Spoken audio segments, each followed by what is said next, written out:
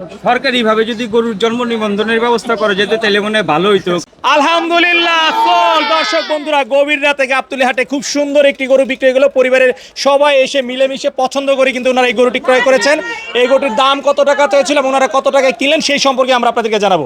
আসসালামু আলাইকুম ভাইয়া। ওয়ালাইকুম আসসালাম ভাইয়া। ভাইয়া কেমন আছেন? আলহামদুলিল্লাহ। আচ্ছা ভাইয়া, গরুটা কত টাকা দিয়ে কিনলেন?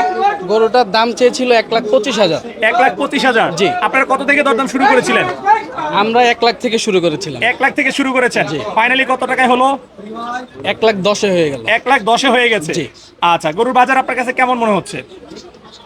এখন বেচা কেনা যেভাবে হচ্ছে, মানে অনেকে আছে দিচ্ছে, অনেকে দিচ্ছে না।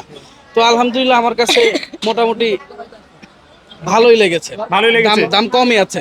আচ্ছা, গরু কিনে খুশি তো ভাইয়া? আলহামদুলিল্লাহ। আচ্ছা আচ্ছা, যাক আলহামদুলিল্লাহ, আল্লাহ আপনাদের কুরবানি কবুল করুক। খুব সুন্দর গরু।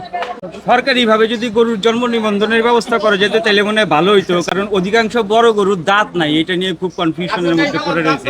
দাঁত দেখছি, অধিকাংশ গরু দেখলাম বড় গরুর দাঁত নাই। আচ্ছা, মানে গরু কেনার পরে দেখেন যে গরুর দাঁত নাই। হ্যাঁ, গরুর দাঁত নেই, এরকম অনেকগুলি ঘটনাই ঘটেছে। আজকে 3-4টা গরু পছন্দ করার পরেও কিনতে পারেনি, কিন্তু তারা সুঠামদের বড় বড় গরু ছিল। আচ্ছা, গরু যখন দরদাম করছিলেন তখন কি জিজ্ঞাসা করছিলেন কয় দাঁত? হ্যাঁ, ওরা বলে তো দাঁত দাঁত আছে। পরে আমার এই যে ভাই রয়েছে, ও দাঁত দেখার পরে দেখলাম যে দাঁত নাই। আসলে কোরবানির জিনিস এই বিষয়টা খুব